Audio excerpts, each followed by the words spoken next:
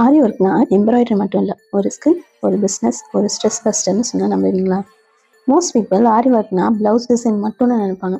ஆனால் உண்மையிலேயே ஆரி ஒர்க் அதை விட ரொம்ப பெருசு. ஆரி ஒர்க்கில் கான்சென்ட்ரேட் பண்ணும்போது டெய்லி ஸ்ட்ரெஸ்ஸை கொஞ்சம் நேரம் மறந்து மனசு காமாக ஃபீல் பண்ண வைக்கும். அதனால பல பேருக்கு இது ஒரு ஸ்ட்ரெஸ் பஸ்டராக இருக்குது. ஆரி ஒர்க் நமக்கு க்ரியேட்டிவிட்டியை இம்ப்ரூவ் பண்ணும், பேஷன்ஸை கற்றுக் கொடுக்கும், ஃபோக்கஸை இன்க்ரீஸ் பண்ணும், அண்ட் இம்பார்ட்டன்ட்லி இது ஒரு வேல்யூபிளான ஸ்கில். ஒரு ஸ்டாண்ட், ஒரு ஆரி நீடில், சில த்ரெட்ஸ், அப்புறம் கொஞ்சம் ப்ராக்டிஸ், அவ்வளோதான். அதை வச்சு நீங்கள் பியூட்டிஃபுல்லான டிசைன்ஸ் க்ரியேட் பண்ண முடியும். இன்றைக்கி நிறைய பேர் ஆரி ஒர்க் மூலமாக ஹோம்லேருந்தே ஆர்டர்ஸ் எடுத்து ஏர்ன் பண்ணிகிட்டு இருக்காங்க. சில பேர் கிளாஸஸ் எடுக்கிறாங்க, சில பேர் இன்ஸ்டாகிராமில் தங்களோட ஒர்க்ஸை ஷோகேஸ் பண்ணி கஸ்டமரை ரீச் பண்ணுறாங்க. அதனால் ஆரி ஒர்க் ஜஸ்ட் ஹாபி இல்லை, அது ஒரு ஆர்ட், ஒரு ஆப்பர்ச்சுனிட்டி அண்ட் ஒரு ஐடென்டிட்டி.